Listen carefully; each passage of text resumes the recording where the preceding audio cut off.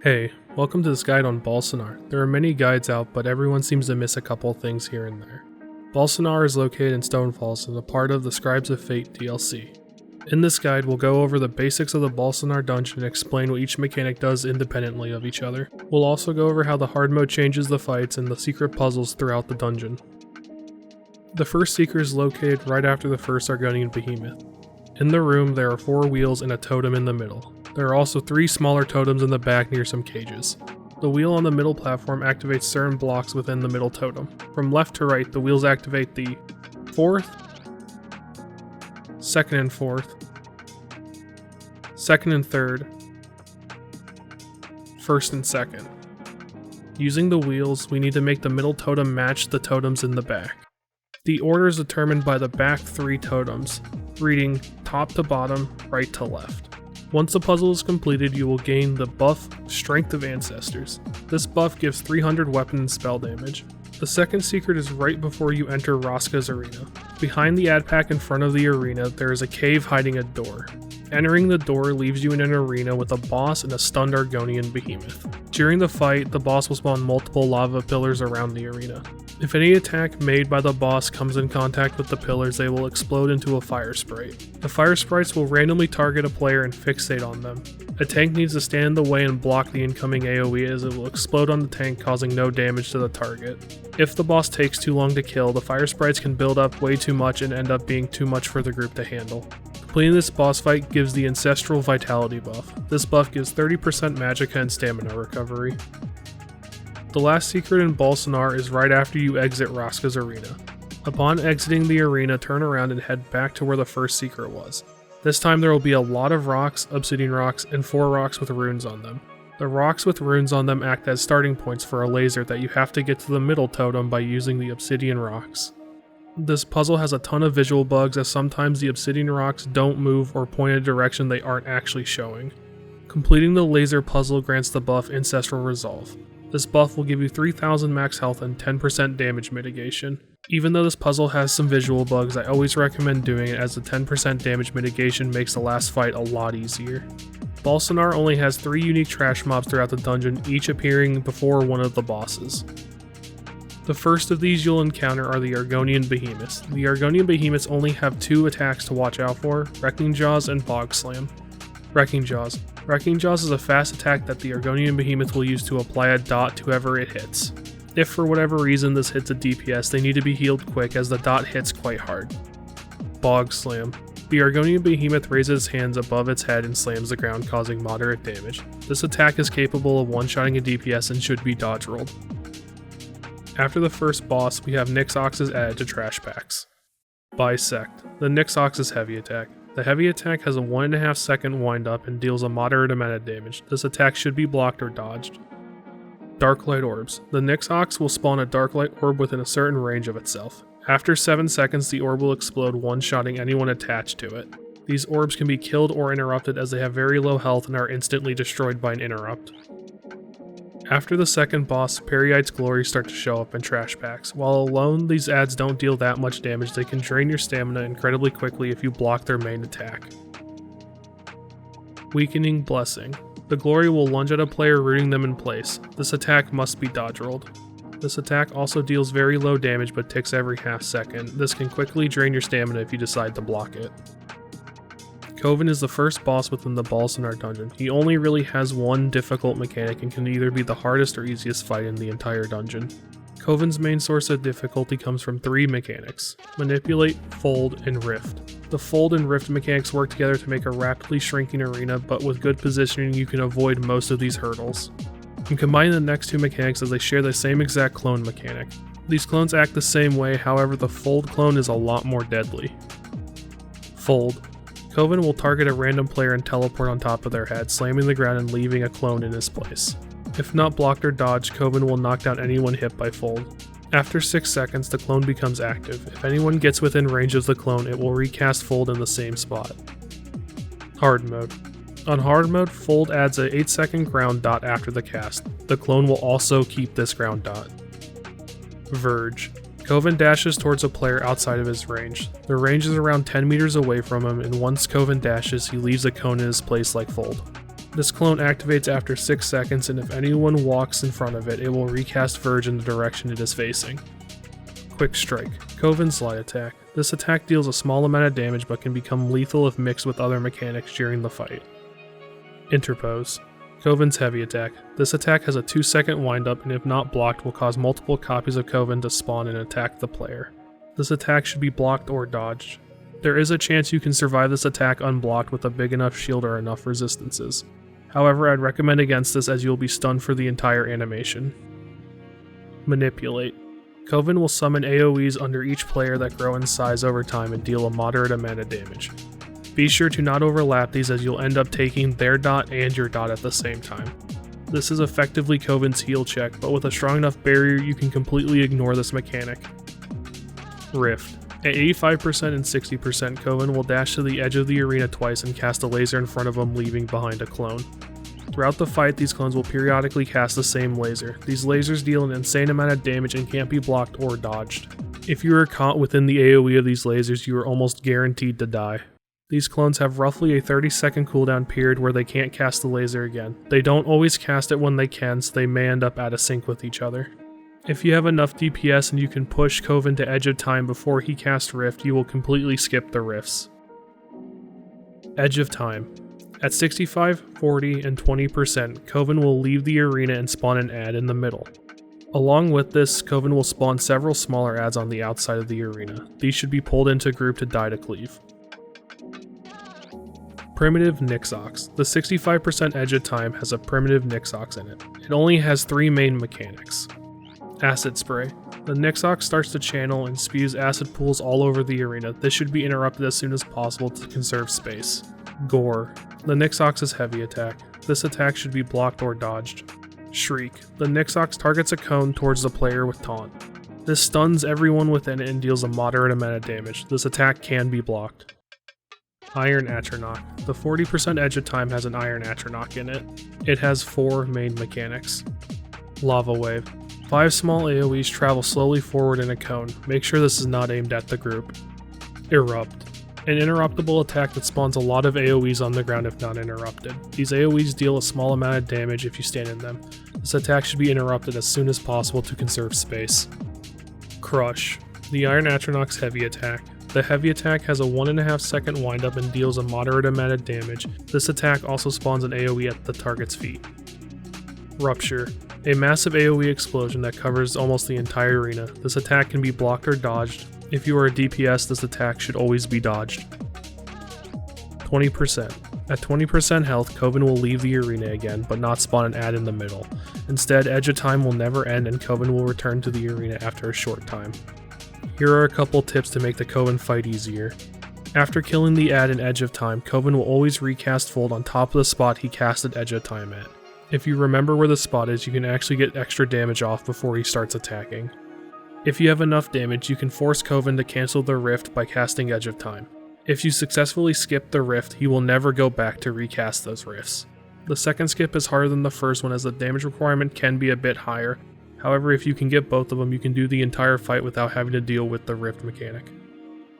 After the 20% Edge of Time ends, Kovan will come back and cast Fold and immediately cast whatever mechanic he had queued before he casted Edge of Time in the last DPS phase. This means if he was about to cast Manipulate, he will immediately cast it after the Fold ends. The more you do the fight, the more you can learn his attack pattern and what will come up when, so I can't really say for you what attack it will be, but once you learn and get a certain rhythm going, he will always do the same thing over and over and over again. This is not necessarily a tip just for Kovan, but all the bosses in Bal Sunnar. After Kovan reaches around 8% health, he will stop casting Manipulate entirely. A lot of the bosses seem to stop their big mechanic once they reach around 10 to 8% health. Here are the setups I use as a tank. I only really recommend Arcanist tanking this or DK tanking this, as some of the checks in here are pretty harsh. Also, I don't recommend using defensive skills as there's really no need for it in this fight, as Kovan really doesn't hit too hard and there's nothing that poses that much threat to a tank. If you do need to, however, take some of the buff skills off and replace them with defensive skills. Here's my recommendation if you need to do so. Here is a parse DPS setup. I recommend using an Arcanist as they are just straight up the best class for 4-man content. For the third DPS, here's a support DPS role. We usually use War Machine on them to get Major Slayer, however you can replace it with whatever you want, or you can just replace it with a Parse DD. Here is an unedited hard mode Kovan fight where we do a very fast strat to kill him quickly.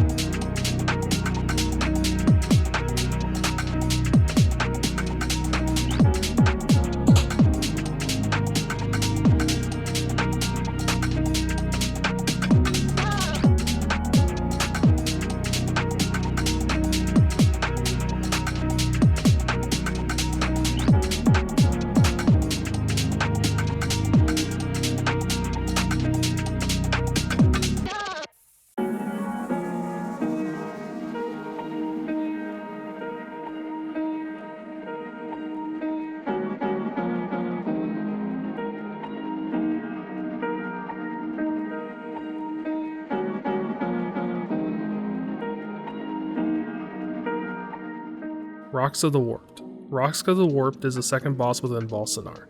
This is probably the hardest fight on the tank due to one mechanic only.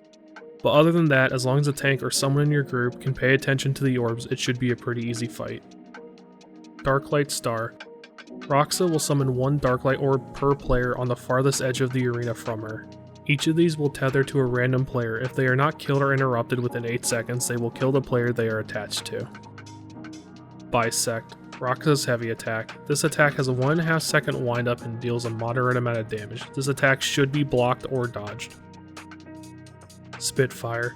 If the person with taunt is not within a certain radius of Roksa, she will start to spit 3 AoEs at them. This attack can be blocked and deals a quite high amount of damage for how fast she can cast it. The attack also leaves AoEs on the ground. These AoEs can be dodge rolled through. The next mechanic is split up into 2 different versions of the same mechanic, one where Roksa is in the arena and one where she is not. Darkness, with Roksa. Roksa will jump across the room to the farthest edge from her. She will then cover the entire room in darkness. There are only 2 safe zones, one on Roksa herself and on the NPC following you the entire time. If you are not within a safe zone, you will be attacked by untargetable wraiths. These wraiths can attack every 2 seconds and start off dealing very low damage. Every time they attack, they almost double their damage.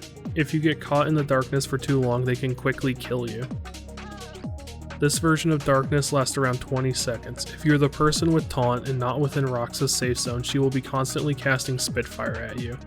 This means you can potentially cover the entire other safe zone in Spitfires. When this darkness ends, Roksa will cast Luminous Expulsion, spinning in a circle and spawning a bunch of Spitfire AoEs around her. Darkness, without Roksa. At 70% and 40% health, Roksa will leave the arena and cover the arena in darkness. The only safe spot at this time is the NPC. A large Nixox will also spawn along with a lot of smaller larval Nixoxes. This phase will not end on a timer. Instead, you will have to kill the large mature Nixox and several of the smaller larval Nixoxes. Once this darkness phase is over, Roksa will appear in one of the alcoves on the sides of the arena. She will then begin to channel Darklight Blast on the person who had taunt when she left the arena. If for whatever reason this is on a DPS, they will be instantly killed. The damage of this attack starts off quite low and ramps very dramatically over time. As a tank, you want to be careful as you want to go into this attack with near full or full stamina, as this attack ticks 18 times and you have to block most if not all of the attack. If you go into this attack without a lot of stamina, you could find yourself running out later into the beam, which is almost certain death for you. Once channeling the beam, Roksa will also cast Spitfire on random group members. These need to be kited to try to keep the center clean of AoEs. As a DPS, you want to be careful to not walk into the beam as they damage anything they touch. Hard mode. On hard mode, 3 beams will be channeled towards a tank instead of 1. This doesn't actually increase the rate or the amount of ticks, however it significantly increases the damage these beams do. Along with this, after the first darkness without Roksa, the mature Nixox will continue to spawn as they are killed. Here are some helpful tips for the Roksa fight. As a tank, make sure you build very high block mitigation if you don't have a healer when doing Roksa on hard mode, as Dark Light Blast hits incredibly hard and can kill you faster than you think.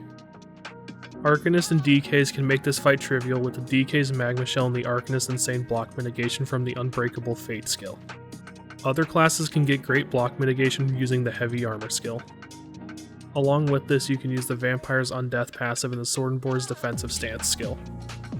During Dark Light Star, the Dark Light Orbs spawn just out of range of Crushing Shock. A way to make this easier is putting Propelling Shield on one of the DPS. This will make the Dark Light Orbs so much easier to hit and will clean up the fight a lot.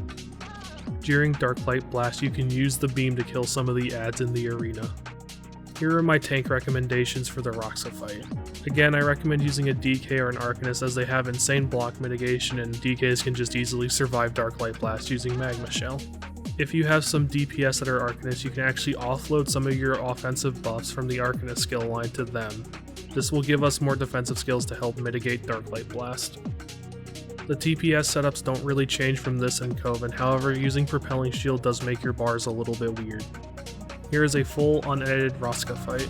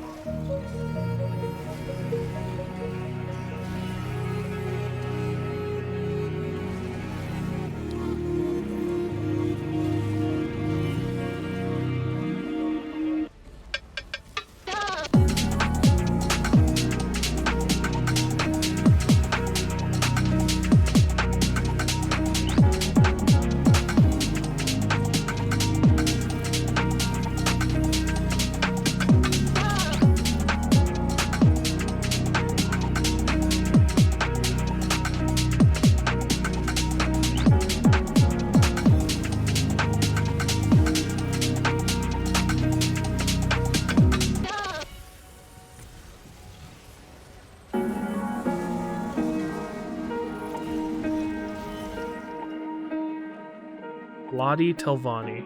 Depending on the group comp, this is easily the hardest fight in the dungeon. Without a healer, Choking Pestilence can quickly become too much damage for the group to handle or out-heal on their own. Starting off, we have Pus Sack. Lladi spawns an AoE under each group member's feet. This AoE explodes after a short time. This attack can be dodge rolled. Plague of Insects. Lladi charges in a random direction, leaving AoEs behind her. As she charges, she has an AoE around her, dealing moderate damage to anyone hit and knocks them back. Plague Bomb. Lladi's heavy attack. This attack has a 2-second windup and should never be dodge rolled for any reason. This attack deals very little damage, but if you don't block it, you'll spawn a massive growing AoE under you that will hit very hard. Infectious Vomit. After a 3-second windup, Lladi will channel a massive cone in the direction of whoever has taunt for 7 seconds. You have to block the entire attack. If you don't and you take a single unblocked tick, you'll start to vomit in the direction you are facing. This can also infect the DPS. This cone does have a max range and you can outrange it. Choking Pestilence. At 70% and 45%, Lladi will cast Plague of Insects that charge the center of the arena, becoming immune to all damage for 30 seconds. She will begin to channel an arena-wide AoE that deals ramping damage. During this phase, Periite's Blessed will spawn. Once all 4 Periite's Blessed have spawned, a Shard of Time will also spawn, allowing you to synergize with it and stun all of the Periite's Blessed in the arena, increasing the damage they take. During this phase, you need a lot of healing and very big damage shields to survive. Without a healer, this phase is probably impossible now. To help mitigate damage, the tank should be doing nothing but pulling the Blessed and spamming Destructive Clench on Lladi. This will give you a 15% damage reduction to the Choking Pestilence dot. Hard Mode. On Hard Mode, the Periite's Blessed can only be damaged while they are stunned by the Shard of Time synergy. If you can, try to stack all the Blessed on top of the boss and then stun them and cleave them down with one synergy. If you can't get this done, more synergies will spawn throughout the fight. Meat Throw. After the first Choking Pestilence phase, Lladi will throw a sack of meat at a random player. This will spawn a slime called the Periite's Glory under the player's feet. The Periite's Glories act no differently than they did before. However, they do a lot more damage if you are doing this fight on Hard Mode. Skeevers. Hard Mode only. Skeevers will periodically spawn and target a player at random. These Skeevers will be fixated on the target and cannot be taunted. These Skeevers, however, can be CC'd. The Skeevers need to be focused. If they get too close to you and bite you, they will apply the debuff Infected, making your abilities cost more and applying a hard-hitting dot. This debuff lasts for 20 seconds, and every time they attack you, they will reapply it. Along with this, if the Skeever is up for too long, they will become incredibly fast and eventually be able to outrun any player. Here are some tips for the Lladi fight. Bring a healer. But actually though, Choking Pestilence is an HP percent based dot, so the higher your health, the more damage you will take. We can abuse this quite a bit. Since Lladi doesn't hit very hard, we can lower our health a lot more than we normally would want to. The Skeevers can be pulled and CC'd separately. If one is getting too close to your teammates, pull it towards you and CC it. If the group is damaging the boss, it will die to cleave.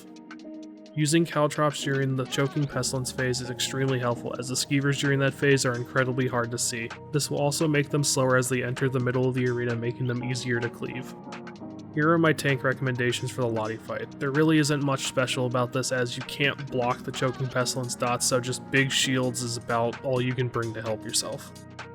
For the DPS, nothing much changes as well. You might want to bring Vigor in place of one of your back bar buffs, or just something along those lines. For the support DPS, if you want to try this fight without a healer, you can. I don't recommend it anymore, as there's really no good way to survive Choking Pestilence without wasting 4 ults on defensive ults. As for the healer, our setup is more focused on increasing group damage while also providing just enough healing to keep us alive during Choking Pestilence. If you want to, you can replace any of the sets with whatever you want, but since my group usually runs Olo on the tank, we usually use this setup in our runs. Here is an unedited Hard Mode Lladi fight.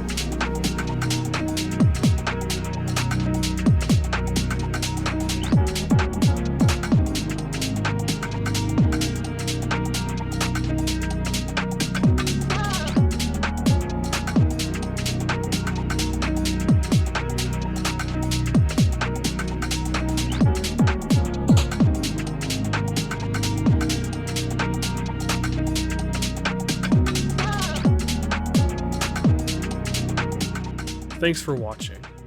I want to do more of these, the problem being is that most of the dungeons in this game are far too easy for a guide like this, or just don't need one in general. There are already some pretty good guides out there, but this was just a passion project and me wanting to get back into editing some more long-form videos and seeing if I could actually do this. I am probably going to go back to at least the Corollary DLC and do that one onwards, however, I probably won't do the ones before that as they're just not worth it at this point. These also take forever to make because I need to get 3 other people that are willing to run a hard mode dungeon over and over and over again just for me to get logs to help explain stuff better. One last thing I'm thinking about doing is making trifecta specific guides discussing the strategies people use to make them easier. However, I don't really think it's worth it, as with this dungeon for example, the last boss, there used to be a very easy way to do 3 DPS and kill her quickly. That's just not possible anymore due to the massive gibbering shelter nerf for 4-man content.